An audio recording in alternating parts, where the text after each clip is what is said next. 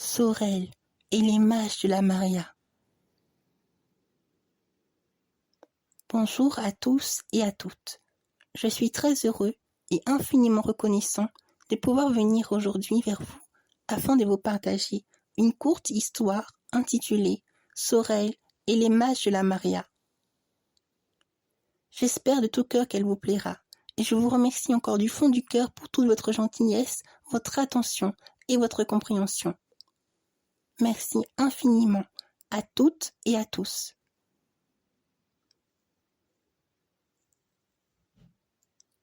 Il existe un monde féerique peuplé de créatures magiques nommées Laors. De cette terre-mère, au cœur de l'infini, se répandait l'amour au fil des siècles. Rayonnant de leur lumière divine, la race humaine avait fini par grandir. Ils finirent par cohabiter avec les peuples enfouis de leur monde imaginaire. Et les contes de fées revenaient à leur réalité. Une ère nouvelle commençait pour eux. La magie s'opérait à nouveau parmi eux. Tous les êtres et tous les mondes se tournaient vers le peuple humain. Laors devenait une terre de plus en plus peuplée. Les royaumes de ce monde en étaient fiers. Tous les peuples vivaient en paix et en harmonie. Mais Laors et sa magie furent convoitées par un sombre seigneur du nom de Griftwald. Mi-elfe, mi-fée, Griftwald fut autrefois un orphelin abandonné qui grandit auprès de la plus cruelle des sorcières de l'ombre, Razorta. Vivant seul dans un monde sombre, Razorta lui apprit à se servir de ses pouvoirs maléfiques, capables de changer toute lumière dans l'abîme des ténèbres, celle de son cœur. Jour après jour, d'année en année, il apprit à refroidir cette chose si fragile en lui que les hommes appelaient le cœur, jusqu'à ce que les ténèbres deviennent son second souffle de vie. Razorta et Griftwald abhorraient par-dessus tous les humains. Ils les trouvaient si faibles comparés à eux, ces êtres qui se croyaient tout permis depuis des millénaires, ces êtres inférieurs au cœur de pierre, oubliant leurs frères et sœurs animaux et élémentaires, provoquant des guerres à ne plus compter.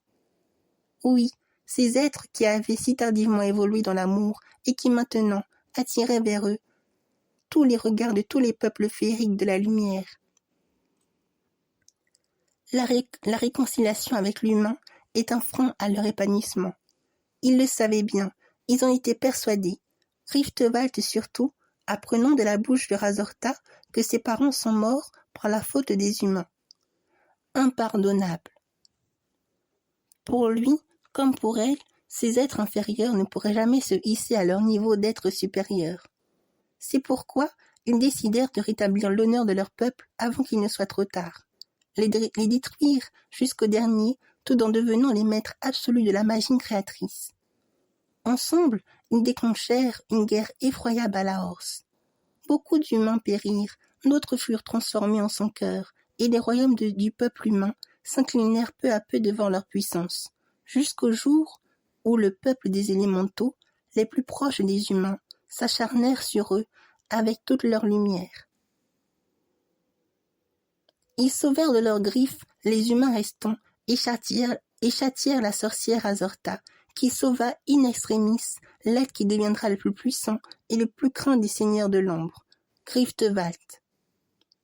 Les gardiens de la confrérie des dragons décidèrent par prudence d'envoyer les humains restants vers d'autres mondes qui soient inaccessibles aux seigneurs de l'ombre. Les adultes humains protestèrent pour rester à Laors. Leurs requêtes furent finalement acceptées. Séparés les uns des autres, les nouveau-nés humains seraient au nombre de 3, placés dans chaque monde différent, le but étant de s'armer de vigilance face à la puissance magique de Griftwald. Par la même occasion, ils seraient confiés à la grande fée Faluminia qui veillera sur leur éducation. Seul un vieil homme du nom d'Oran ne put se résigner à les abandonner à leur sort. C'était un homme sage qui avait reçu de nombreuses connaissances à Laors. Comme bon nombre d'humains, il savait que ces nouveau-nés apporteront le miracle de cette nouvelle ère qui vient tout juste de commencer. Car Griftwald grandissait en puissance et en force. Sa magie ne cessait de croître, à tel point que les peuples du royaume de Laors se sentirent en danger.